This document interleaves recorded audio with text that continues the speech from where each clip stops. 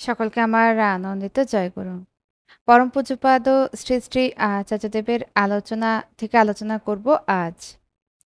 আচার্য সান্নিধ্য ১৩ই আষাঢ় ১৪৩১ শুক্রবার। প্রাতে প্রার্থনান্তে আচার্যদেব বড় নাটমণ্ডপে বসেছেন।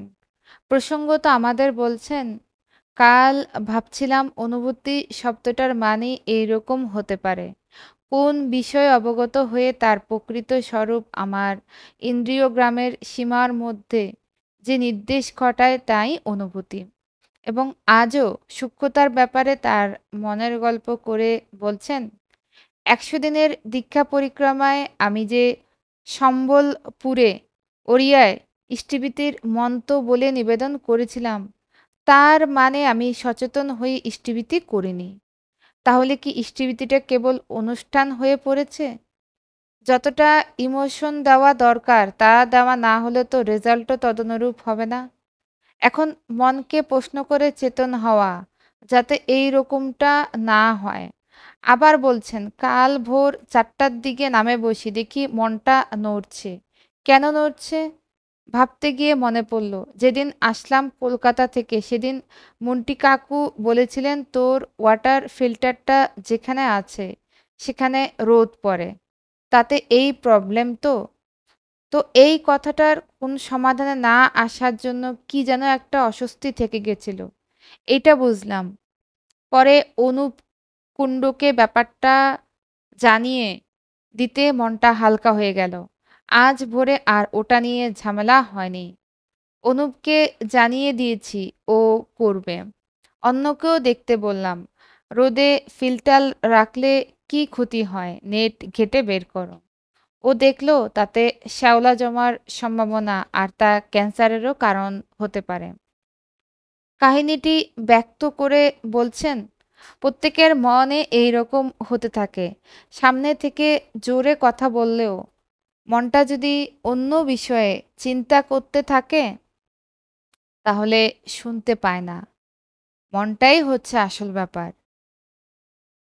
এদিন সন্ধ্যায় আচার্যদেব ফিলান্থ্রপি সম্মুখস্থ মণ্ডপে অনেকের নিবেদনের সমাধান দিচ্ছেন। বর্তমানে আশ্রমের বিভিন্ন স্থানে সংস্কারের কাজ চলছে।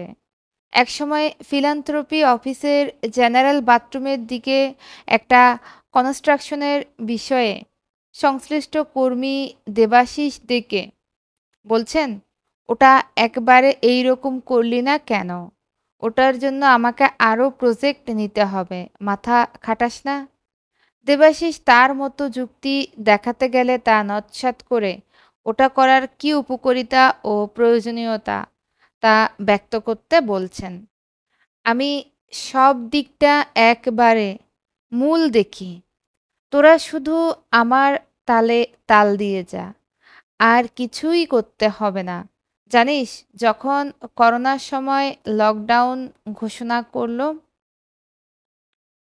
আমি তার ১ মাস আগেই কি হতে যাচ্ছে জেনে সবকিছু স্টক আনন্দবাজারের তৈজসপত্র করে রাখিয়েছি। যখনই দেখলাম ট্রাম্প তৎকালীন আমেরিকার প্রেসিডেন্ট ভারতে আসছে, তার মানে জনসমাগম ও করোনা ছড়ানো। দেবাশিসকে বললাম, তোরা কি ভাবিস কখনো নরেন্দ্র মোদী লকডাউন ঘোষণা করবে? আমি তার অপেক্ষায় থাকি। আবার যখন নোটবন্দি হলো, আমি তার আগে থেকে অফিসকে জানিয়ে দিয়েছিলাম, বড় নোট নেওয়া বন্ধ করে দিক।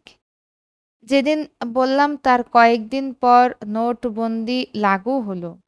ভাবি, কতখানি দক্ষ নাবিকের হাতে সৎসঙ্গরূপ তরণীটির হাল ধরা আছে।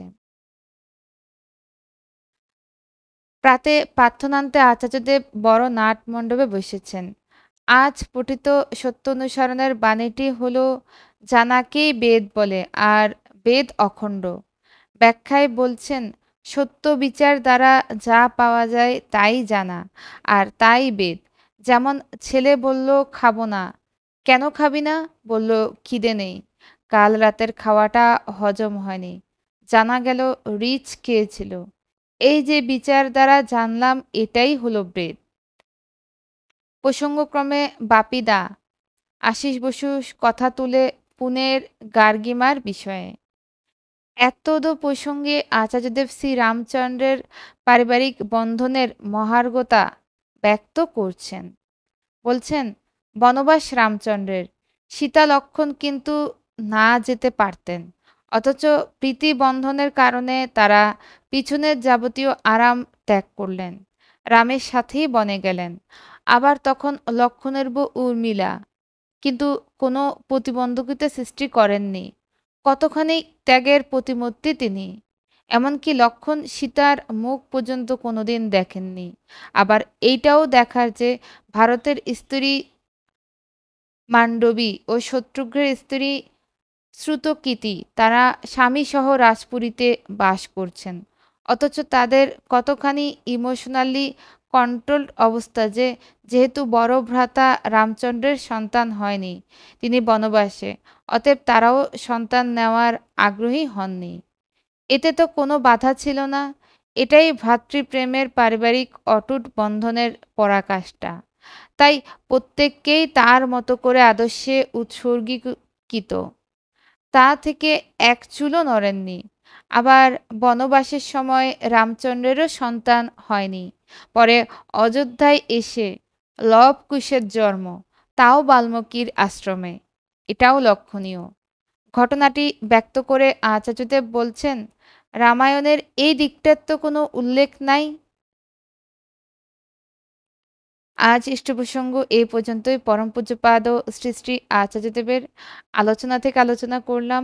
সকলকে আমার আনন্দিত জয়গুরু।